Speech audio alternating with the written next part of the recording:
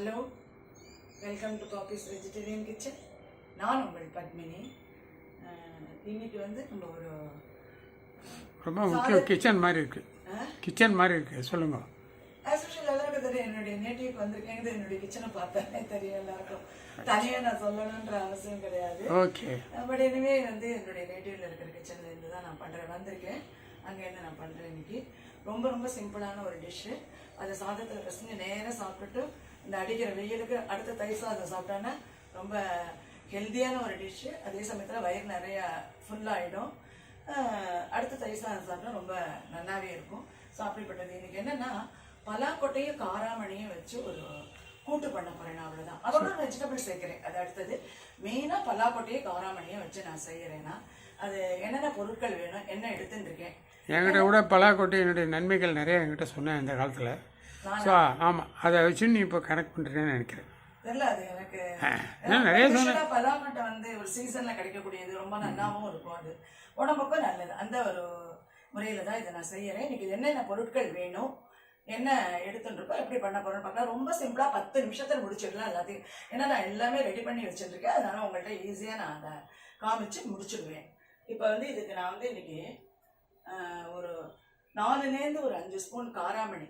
ஆக்சுவலாக இது முதல் நாளே நீங்கள் வறுத்து வச்சுட்டு ஊற வச்சுட்டு இருந்தேன்னா குக்கரில் வச்சு ஈஸியாக இருந்திருக்கும். என்ன காராமணி? சிகப்பு காராமணி. சிகப்பு காராமணி இதுக்கு நல்லா இருக்கும். வெள்ளை காராமணியும் போட்டுக்கலாம். வெள்ளை காராமணி, வெள்ளை கொண்டக்கடலை, சிகப்பு காராமணி, சிகப்பு கொண்டக்கடலை எது வேணாலும் இதுக்கு யூஸ் பண்ணிக்கலாம். முதல் நாள் ராத்திரியே இதை வந்து ஊற வச்சுட்டு அப்படியே குக்கரில் வச்சிடலாம். நான் இதுக்கு மறந்துட்டேன். நான் ஜஸ்ட் ஒரு ட்ராப் எண்ணெய் வச்சு வானலியில் வறுத்து அதுலேயே அப்படியே வேக வச்சு இங்கே பருவம் நல்லா வெந்துடும். நல்லா மாவாக வெந்துடுத்து. அந்த அளவுக்கு நான் அதனால அதை அப்படியே குக்கரில் வைக்காமல் எடுத்து வச்சுட்டேன். அதுக்கப்புறம் நான் வந்து இப்போ குக்கர்லேருந்து என்னென்ன வச்சுருக்கேன்னு முதல்ல உங்கள்கிட்ட நான் சொல்கிறேன். அப்புறம் மசாலா வறுக்க வேண்டியது, அவ்வளோதான்.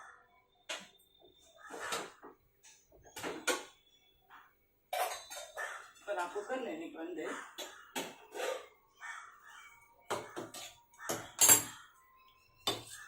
நான் வந்து இந்த பலாக்கொட்டை காராமணியோட பூசணிக்காய் எடுத்துட்டுருக்கேன். நீங்கள் வந்து இதுக்கு பதிலாக வாழைக்காய், சேனக்கிழங்கு, அதுக்கப்புறம் வந்து கத்திரிக்காய் எதில் வேணாலும் நான் சொல்கிறேன் இதே காம்பினேஷனில் பண்ணலாம். ஸோ அந்த விதத்தில் இன்றைக்கி நான் ஒரே ஒரு தொண்டு பூசணிக்காயை எடுத்து அதுக்கு வந்து 2 ஸ்பூன் கடலைப்பருப்பு, 2 ஸ்பூன் துவரம்பருப்பு, இது பூசணிக்காய் எல்லாத்தையும் சேர்த்து குக்கரில் வச்சு கடலைப்பருப்பு, பூசணிக்காய், துவரம்பருப்பு எல்லாம் சேர்த்து கொஞ்சம் மஞ்சப்பொடி, உப்பு போட்டு நான் வேக வச்சு எடுத்து வச்சுக்கிட்டேன். அதோடையே சேர்த்து பலாக்கொட்டையும் வேக வச்சு எடுத்துட்டேன். பலாக்கொட்டையை என்னென்னா தட்டிட்டு மேல் தோல் எடுத்துட்டு வேக வச்சு எடுத்துட்டேன். இப்போ இதெல்லாம் நம்ம வேக வச்சு எடுத்துட்டாச்சு. எல்லாமே பூசணிக்காய், கடலைப்பருப்பு, துவரம்பருப்பு சேர்ந்தது, மஞ்சப்பொடியும் உப்பு போட்டு வேக வச்சுட்டேன். அதுக்கப்புறம் காராமணி ஒரு 4 ஸ்பூன் எடுத்து அதையும் வறுத்து வேக வச்சு வச்சுருக்கேன். பலாக்கொட்டையும் வேக வச்சு வச்சுட்டு. ஸோ கூட்டுக்கு இம்பார்ட்டன்ஸே பலாக்கொட்டை ப்ளஸ் காராமணி. அதனால தான் இதை நான் சொல்லும் பொழுதே பலாக்கொட்டை காராமணினா இந்த பூசணிக்காய் யூஸ்வலாக இது மாதிரி செய்யலாம். தேங்காய் ஜீரகம் அரைச்சி செய்யலாம், மோர் கூட்டு பண்ணலாம். இன்னைக்கு வந்து நான் இந்த காம்பினேஷனில் செய்யறேன். நான் அதனால தான் செய்தாச்சு. இப்போ வந்து இதுக்கு அடுத்து நம்ம என்ன பண்ண போகிறோம்னா, இப்போ வறுத்துக்க வேண்டிய சாமான்கள் என்னென்னு பார்க்கலாம். அதாவது மசாலா சாமான். ஆமாம். இப்போ நான் அதுக்கு ஒரு வானலி நான் ஃபஸ்ட்டு ஹீட் பண்ணிக்கிறேன். அது சூடாகட்டும். அதுக்குள்ளே நம்ம இதுக்கு என்னென்ன, இது வந்து வேக வச்ச பொருட்கள் தனியாக எடுத்து வச்சுருந்தாச்சு.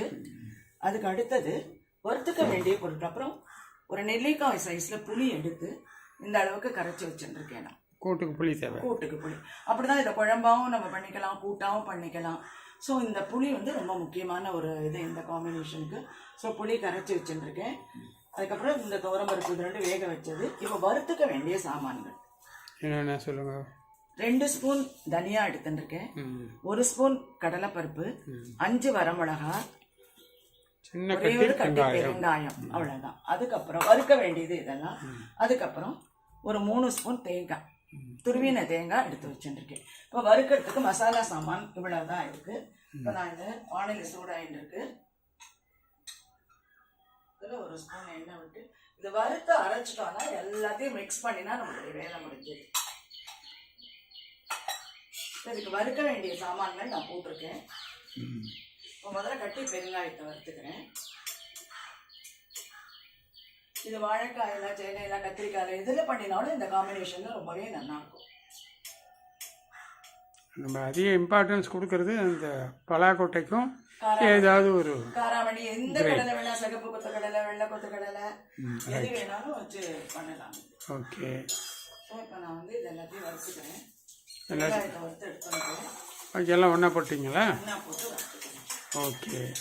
இது ஆறின பிறகு இதோட தேங்காயும் போட்டுடுறேன். இப்போ நான் வறுபட்ட உடனே அடுத்து ஆறின உடனே நம்ம அரைச்சிட்டு வந்துட்டு எப்படி எல்லாம் மிக்ஸ் பண்ணுறோங்கிறத பார்க்கலாம். ஓகே. இப்போ நம்ம வந்து போட்ட இந்த கடலைப்பருப்பு, தனியா, பெருங்காயம், மிளகா இதெல்லாம் வறுத்து எடுத்துட்டாச்சு. இந்த சட்டி சூடாக இருக்கும்போது இதுலேயே நான் தாளிச்சு விடுறேன். ஈஸியாக இருக்கும் அடுத்த வேலை. தாளிச்சு எடுத்துன்னு நம்ம இந்த பூசணிக்காயோட எல்லாத்தையும் சேர்த்து புளியும் ஊற்றி அடுப்பில் கொதிக்க வைப்பேன். கொதிக்கிற நேரத்துக்குள்ள அரைச்சி எடுத்துட்டு வந்துடலாம். ஈஸியாக முடியும். இப்போ அதுக்கெல்லாம் முன்னாடி இந்த சூப்லேயே திருப்பி மறுபடியும் முதலேருந்து வானொலி போட்டு சூடாகணும். இந்த நிறைய விஷயங்கள் நம்ம இந்த தாளிக்கிறதெல்லாம் சூடாக இருக்கும்போது முன்னாடி எல்லாம் நிறைய பண்ணும்போது தாளிச்சு வச்சுட்டா ரொம்ப வேலையும் ஈஸியாகும். டைம் கன்சம்ஷன் குறையும். ஆமாம், கரெக்ட்.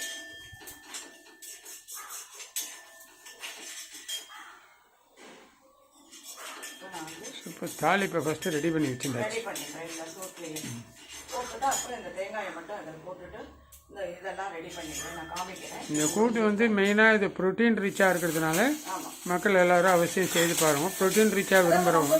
ஈஸி, சிம்பிள், பெரிய எக்ஸ்பென்சிவாக எதுவும் கிடையாது இதில்.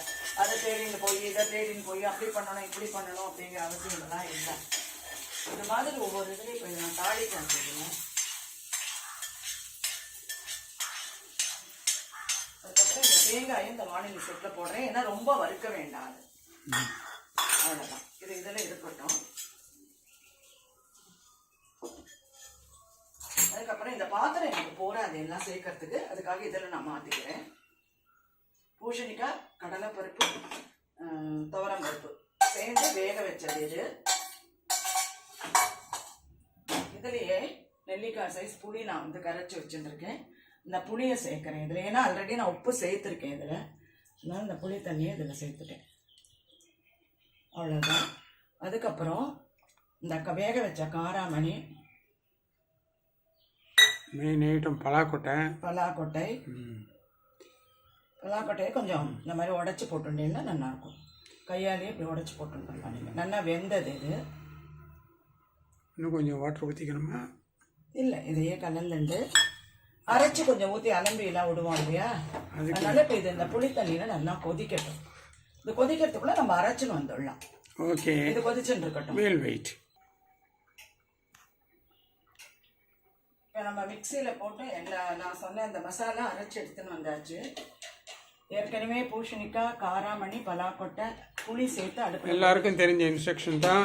ரொம்பவும் வழவழனா அரைக்கக்கூடாது, குறவழனா அரைக்கணும். நீங்கள் சொல்லுவேன். இருக்கட்டும். ரைட்டு. இப்போ இதை நான் வந்து இதில் சேர்த்துடுறேன். ரைட். ரொம்ப ரொம்ப சிம்பிளாகவும் எல்லாத்தையும் நான் உங்கள்கிட்ட காமிச்சதே பாருங்க. எல்லாத்தையும் குக் பண்ணி வச்சுட்டு தான் நான் காமிச்சேன். அதனால சீக்கிரமாக அது வந்து வேலை ஆகிடுறது. இப்போ இந்த மிக்ஸி அலம்பி கொஞ்சம் சேர்த்துக்கிறேன். இது குழம்பாவும் நம்ம வச்சுக்கலாம், கூட்டுனாலும் வச்சுக்கலாம். அதுக்கு தகுந்த மாதிரி நீங்கள் ஜலம் சேர்த்துக்கோங்க. அவ்வளோதான். புளி ஜலம் நான் சொன்ன அளவுக்கு ஒரு நெல்லிக்காய் அளவுக்கு இருந்தால் போதும். அவ்வளோதான். ரொம்ப அருமையான ஒரு கரெக்டு தான். பலாக்கொட்டை கூட்டுன்னு சொல்லலாம். நல்லா இருக்கு, அழகாக. ஆமாம், கூட்டுன்னு வச்சுக்கலாம். இன்னும் வேணுனாலும் தளர கொஞ்சம் ஜலம் ஊற்றி அதுக்கப்புறமா இப்போ நான் தாளிச்சதையும் இதில் சேர்த்துருக்கேன். தாளிப்பு ரெடி ஆகிடுச்சு, ஆல்ரெடி பண்ணிட்டோம் இல்லையா? ஆமாம், தாளிப்பு நான் வந்து ஏற்கனவே பண்ணிட்டேன். அதனால் நம்மளுடைய தாளிப்பும் ரெடி ஆகிடுது. இப்போ இது ரொம்ப கொதிக்க வேண்டாம் இனிமேல். ஏன்னா புளிஜலத்தில் ஆல்ரெடி நல்லா கொதிச்சுடுத்தோம். இது ஓரளவுக்கு கொதிச்ச உடனே நம்ம எடுத்து வச்சு பார்க்கலாங்க. நீங்கள் இந்த ஸ்டேஜில் உங்களுக்கு தேவையான உப்பு பார்த்துக்கணும். மிளகாவும் நான் 4லேருந்து 5 மிளகா சொன்னேன். உங்கள் தேவைக்கு தகுந்த மாதிரி நீங்கள் இதில் மிளகா சேர்த்துக்கோங்க. ரொம்ப ரொம்ப ரொம்ப அருமையாக இருக்கும் சாதத்தில் போட்டு சாப்பிட்றதுக்கு. நான் ஏற்கனவே சொன்ன மாதிரி இதில் நீங்கள் எந்த கடலையும் வேணால் சேர்த்துக்கலாம். சிகப்பு ஆ, கடலை, சரி. கொத்தக்கடலை, anyway it is ultimately protein. Protein. இன்னைக்கு நான் இதில் வந்து கடலைப்பருப்பு, துவரம்பருப்பு, அப்புறம் வறுத்து அரைச்சது தனியா, அதெல்லாம் பலாக்கொட்டை, காராமணி, இது எல்லாமே நான் இன்னைக்கு செய்திருக்கேன். ரொம்ப அருமையாக இருக்கக்கூடிய இந்த ஒரு இதோட நான் வந்து இந்த பூசணிக்காயும் சேர்த்துருக்கேன். வாட்டர் கண்டென்ட் நிறையா உள்ளது இன்னைக்கு நான் சேர்த்துருக்கிறது. இந்த சம்மருக்கு ரொம்ப ரொம்ப நல்லா இருக்கும். அதனால நான் இன்னைக்கு இதில் பூசணிக்காய் சேர்த்துருக்கேன். இந்த அருமையான ஒரு காராமணி பலாக்கொட்டை கூட்டு நான் சொன்ன இந்த ரேஷியோவில் போட்டு நீங்கள் பண்ணி பாருங்க, ரொம்பவே நல்லா இருக்கும். உங்கள் தேவைக்கு தகுந்த மாதிரி மிளகாயை உப்பையும் கூட்டி குறைச்சி பண்ணிக்கோங்க, அவ்வளோதான். இப்போ இதை நம்ம ட்ரான்ஸ்ஃபர் பண்ணி பார்க்கலாம்.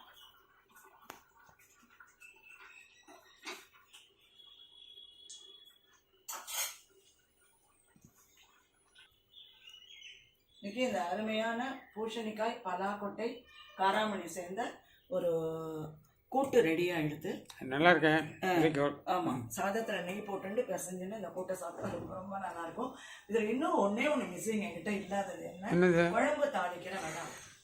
அப்படின்னா போட்டு காமிக்கிறேன் என்னுடைய ஓ, அந்த வியூவர்ஸ். குழம்பு வடாமல் குழம்பு வடாம்னு சொல்லுவோம். அந்த குழம்பு தாளிக்கிற வடாம் எனக்கு இங்கே இல்லை, அதனால நான் இன்னைக்கு போடல. அதையும் கடைசியாக வறுத்துட்டு இதில் மேலே போட்டோம்னா ரொம்ப ரொம்ப அருமையாக உளுந்து, அது வெறும் உளுந்துல தான் நான் பண்ணுவேன். அதுவும் ரொம்ப நல்லா இருக்கும்.